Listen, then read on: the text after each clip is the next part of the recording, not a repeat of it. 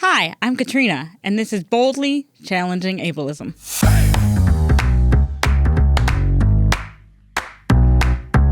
I'm your host, Katrina Simon. I'm the Community Program Specialist at the Institute on Community Integration at the University of Minnesota. This program explores various topics that impact people with disabilities in our community. Each episode addresses a different aspect of our society within the context of ableism. Ableism is the prejudice that stems from the belief or belief system that assumes someone is less capable or less worthy because of a real or perceived difference in ability or function. On this program, we hope to answer some questions you may have been afraid to ask, or maybe some you didn't even know you had. Thanks for joining us. I hope you enjoy the conversation.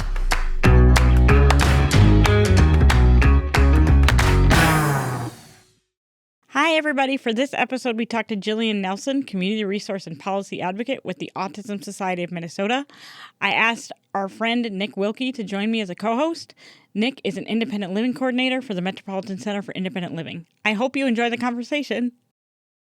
Hi, Jillian. Thank you so much for coming today. Can you introduce yourselves to our audience?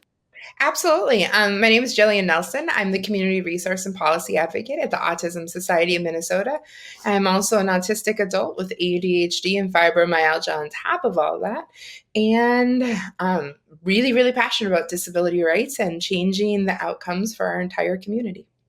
Thank you so much for joining us today. Jillian, just to kind of start us off here, can you tell our listeners a little bit about your role over at Awesome, and maybe a little bit about being a Humphrey Policy Fellow as well? So I work for the Autism Society of Minnesota. My official job title is Community Resource and Policy Advocate. This is one of those titles that accounts for wearing a lot of hats working in the nonprofit industry. So during most of the year, I spend a lot of time talking to people, helping them find information and resources about navigating autism in our community, doing some education, doing different trainings, and working with the community as well about autism education. And then I take everything that I hear from our community and all of the struggles and the challenges and the things we'd like to see improved. And January through May, I head off to Capitol Hill and I work with our Minnesota State Legislature to try to make some public policy changes to make a better world for people with disabilities and specifically with autism. This last year, I had the fantastic joy of being a fellow with the Humphrey Policy Fellowship Program with the University of Minnesota, and really just getting to learn a lot more about leadership and public policy outside of the disability bubble. So connecting with amazing leaders all over the state and the country, and just learning a lot more about how to change systems and how to work together across different viewpoints and different ideas and make change and see what other people think and feel and learn how to better use my leadership skills. It was a phenomenal experience. I would 10 out of 10 do it again. I tried to convince them to turn it into a 3-year program while I was in it, and they politely declined and decided to take on another class this year. But I'm sure that class is going to be great too. Obviously, you would endorse that program for other people. 10 out of 10 would endorse it. I would especially love to see more people from the disability community that want to enter those leadership spaces, because it's so important. Like, you're convening with leaders from all over the state that work in all different types of industries. We had people from giant corporations here in Minnesota to people working for other nonprofits, to people working for chambers of commerce, for pharmaceutical companies. Like, we were just so widely represented in that community. And so many of those sectors never really stopped to think about the disability life or what impacts people with disabilities or how to consider inclusion or accessibility. So being able to be a part of that cohort and really bring that perspective to other people was really valuable. Today, we're talking about disability identity, and identities can be a hard concept for anybody to sort of wrap their head around. Can you tell us a little bit about what identity means to you? Our community has really, really struggled with disability identity for a long time. And some of the things that we've really pushed forward as a disability community kind of challenge that idea of disability being an identity. Like, for example, we came to a conclusion many years ago that we should use person-first language, that people are separate from their disability and we should refer to the person before the disability. I, being an autistic adult, come from a community that many of the members prefer identity-first language. So like I personally identify as an autistic adult because I can't separate myself from my disability. Like if someone were to encounter me not in physical form, my disability would still be apparent. Like you cannot separate it from me because it is part of just the core of how my brain works and how my communication works and how I experience every single thing in the world. So I think disability identity is something that there's been mixed messages within our community because we're supposed to use person first language and separate a person from their disability. But then so many people also still core identify with their disability. And I think it's complicated. For me, I am super proud to be a disabled person. I identify as someone with autism and ADHD and also some mobility challenges due to a chronic pain disorder called fibromyalgia. And I think having those things be a core part of my identity is so important because it gives people so much information about how I experience the world, and how I experience the world shapes who I am as a person. That is a really good answer to the question. And you actually kind of covered how your specific disability affects the way you see your own identity. Yeah, I think I've been asked in the past, like, if you could one day wake up and not have autism, would you choose to do that? And I honestly, I don't think I could because I have no idea who I would be if I didn't have autism because it affects so many facets of my personality and the way I engage and the things that interest me and my communication style that I don't know who I would be if you took away all those things. You know, so much of what I do is associated with the disability community, and even when I'm not working, I'm still, connected in some way or form. So to your point, like, okay, do I take a blue pill and wake up tomorrow? I wouldn't be the same person.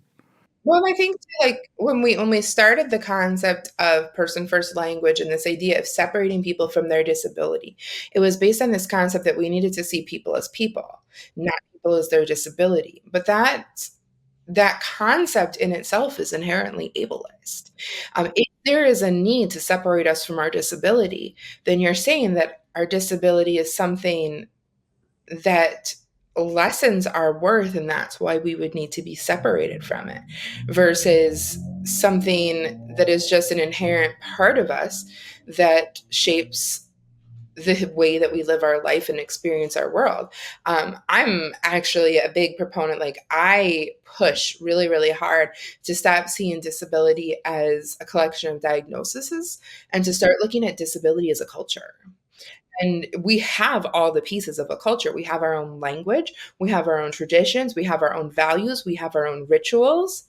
We are truly a culture, and there's no other culture that we would try to separate a person from. Like, we don't say that someone is a person with Polish descent or someone is a person with Catholic or with Catholic beliefs. We say, oh, that person's Catholic or that person's Polish. We allow that cultural identity to be the thing that gives us the information and how they experience the world. But with disability, for so long, it was we need to separate people from this disability so they can be seen as people. But there's nothing shameful about being disabled.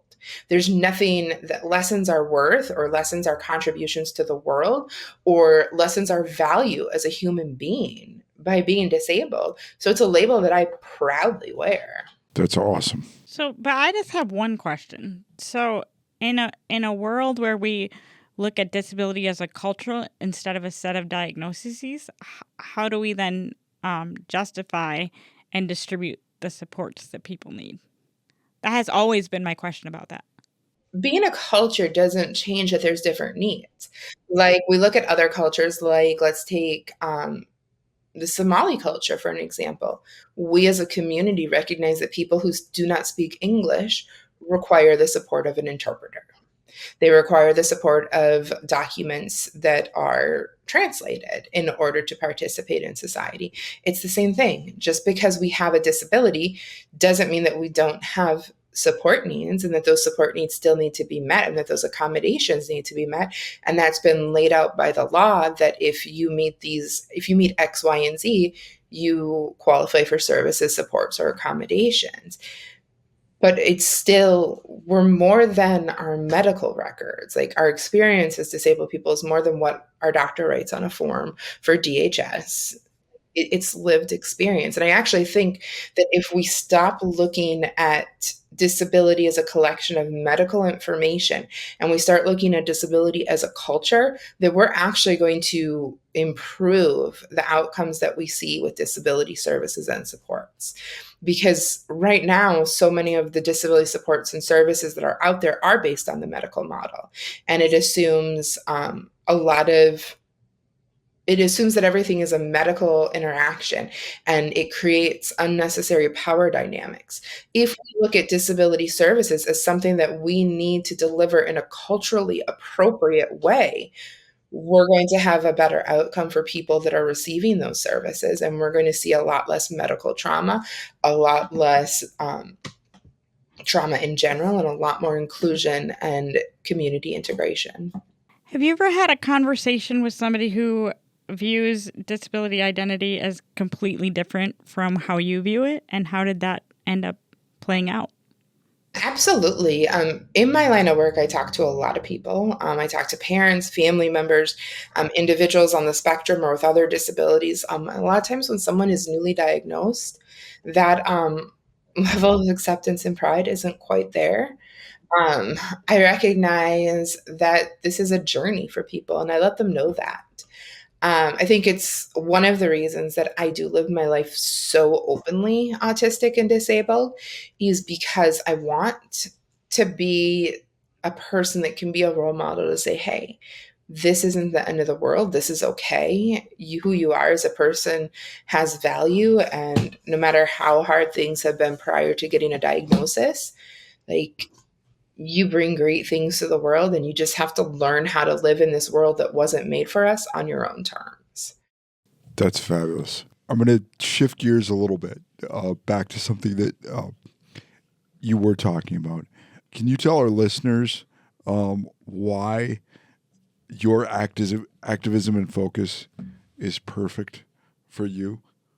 I have a really, really great privilege that I get to be a part of the community I represent. So I'm up on Capitol Hill, and I'm advocating for the autism community and the disability community.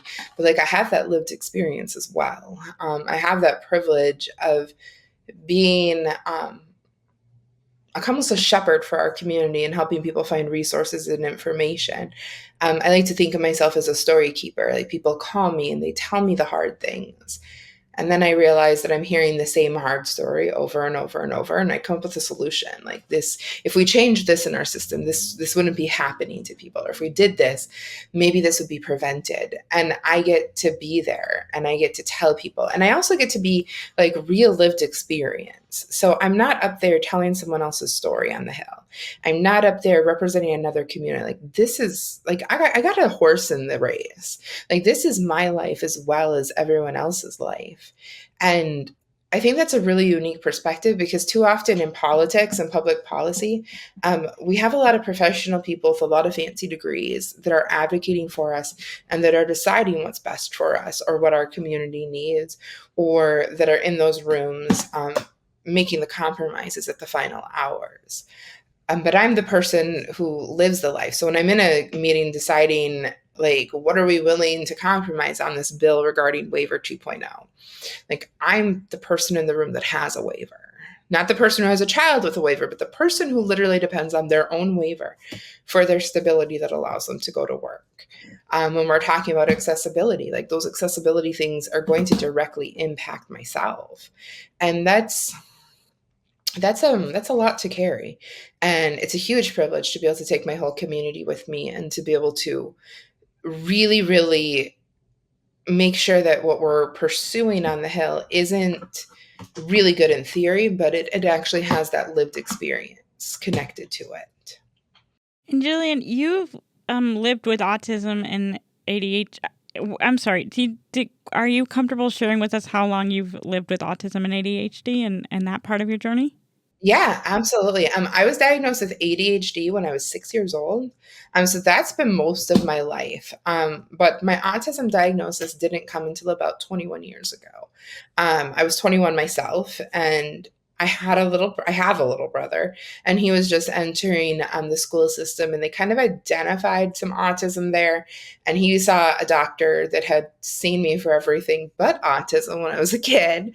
And the doctor remembered me and my mom and had suggested that maybe this was something that was going on with me as well, and that we had missed because we didn't know as much about autism in the 80s as we do now. And we miss it in girls often. Yeah, and I'm a girl. So he suggested that I go get assessed as an adult. And sure enough, it explained literally everything. And actually, at the time that I was diagnosed, I was actually a homeless drug addict, because I was completely lost. I had no idea what I was doing in my life. I couldn't seem to get anything right. And I was just really, really struggling. And having that diagnosis suddenly made everything in the world make sense. And it was kind of the pinnacle of really turning my life around and getting on a better path and slowly starting the career that I have now. And then the fibromyalgia came later. Is that correct? That was about 2 years ago, yeah. Okay. So can you tell us a little bit about the difference between having a invisible disability versus a visible disability, or even how those two have interacted for you? We see a lot of crossover in the autism community, even without research, of autoimmune disorders and people, especially women with autism. I also have some hypermobility challenges as well that really play into the fibromyalgia. Um, and I spent a lot of years just struggling with pain, thinking, okay, well, this is because I have a bad back, or because I had a back injury when I was this old, or that. And I really didn't have the concept that this wasn't how everyone lived. So that was probably because of autism. I didn't realize that this wasn't a normal thing until I started talking to other people and realizing that, like, other people don't hurt all the time, or other people don't have mysterious nerve pain that pops up. And then the hypermobility in my joints started to get a little bit more severe. So I started seeking out answers. For me, biggest the biggest difference after having a diagnosis and putting some stuff in place was just how the world views me. It's still not perfect, but like if I'm somewhere on my scooter and I ask for accessibility, nobody questions it. Like, there's a mobility device. Obviously, I need accessibility. If I'm somewhere not on my scooter and I request some sort of accessibility related to my autism, I usually have to fight for it. Or I'm usually just denied it. I often tell the story of during the pandemic when they reopened the gyms and they had all these regulations, which I was on the group of people that wrote the regulations regarding PCAs for the governor's office. I returned back to the gym with my PCA, and I was actually taken out of the pool and told that I couldn't have my PCA there with me. A good friend of mine also belonged to this gym and had been there 20 minutes before me in the time slot right before mine for the pool with her PCA as well, but she uses a wheelchair. Nobody questioned her PCA being with her. Same gym, same day, same staff, wildly different experiences. And like I ended up like fighting it for like 13 weeks and never got to anything that was considered accessible for me to have my staff with me. And the reality is my staff goes to the gym with me because I do really poorly with transitioning. So if I am at the gym by myself, I may very well be in the locker room trying to transition for like a good solid hour. So during a pandemic, it is the best case scenario to have a PCA with me that's going to get me out of the locker room in 10 minutes versus me just kind of meandering through my day. So like those are the type of experiences I was used to before. There is still like I notice that there is still a lot of social issues related to being a person with a larger body shape that uses a mobility device. Most people often assume that it's because I'm lazy or that I can't walk because of my size versus, hey, if I walk around for 2 hours, I'm going to dislocate my hip joint. Very different issues of like, this is hard versus I'm going to injure myself. Well, and then you get to the point of like when you're walking around at the hill, marble floors look great, but they're not very forgiving at all. They're usually waxed. Right. Yeah, but they're real fun when you're in a motorized device. Oh, yes. You can just fly across those marble floors. No problem. Jillian, what do you think? What do you think the biggest thing is that people learn as we begin to talk about disability identity? Like, what's the biggest message you want to put out if you could only put out one? I want people to know that being disabled doesn't decrease your value. In fact, I would say being disabled increases your value. Other people don't plan life the way disabled people have to plan. You don't have to figure out whether or not you can get in and out of a building. You don't have to plan sensory things. You don't have to be innovative in your daily life if you're just living a typical non-disabled life. People with disabilities have so much value to bring to this world, so much creativity, so much innovation. I was actually just talking to someone from a park board right before this, and I told them that we should really just stop doing focus groups with non-disabled people for things like community planning or walkability. If you just bring together a group of diverse disabled people with all different types of disabilities and we tell you what we would need to be accessible, the entire world is going to benefit. Like, no non-disabled person ever came into a building and shook their fist and said, this place is too accessible, and this ramp and this wide doorway and this accessible sensory friendly lighting is just ruining my life. Like, that's never happened.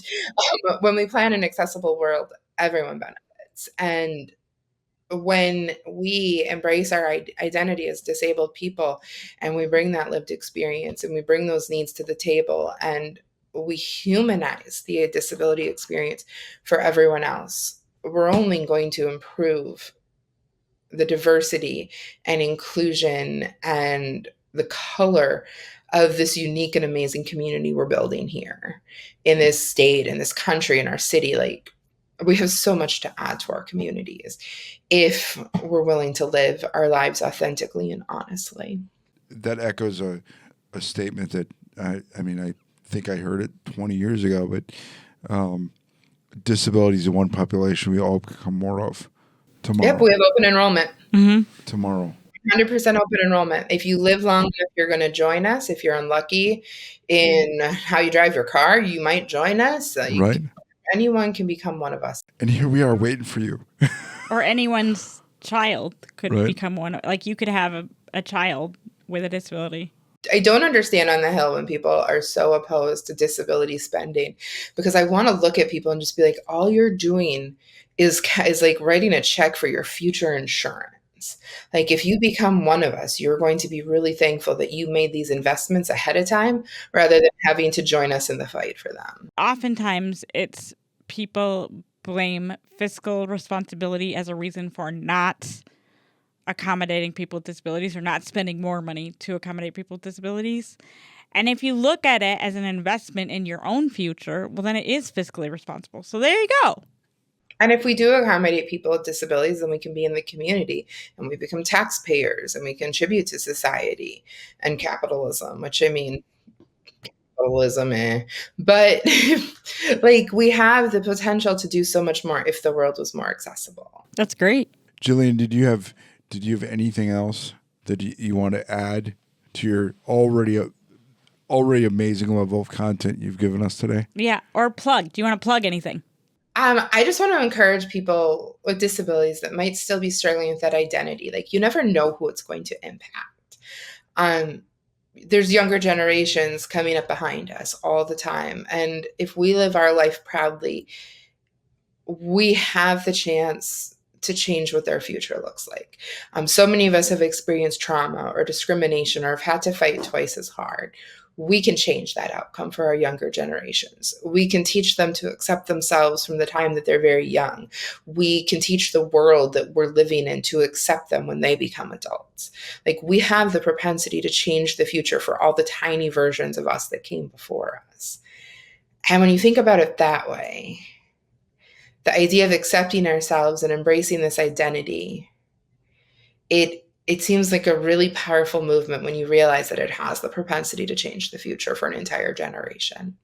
Well, we are so glad you came on today, Jillian. Thank you so much for sharing your time with us. Everything you're doing is perfect for you and also wonderful for our community. It was a pleasure to be here with all of you. And if any of you see me up on Capitol Hill, stop me and say hi. We for sure will. We want to thank our listeners. We'll talk to you all real soon. Bye. See you later. Boldly Challenging Ableism is a co-production of AM 950, the progressive voice of Minnesota, and the Institute on Community Integration at the University of Minnesota. For more information, please visit ici.umn.edu.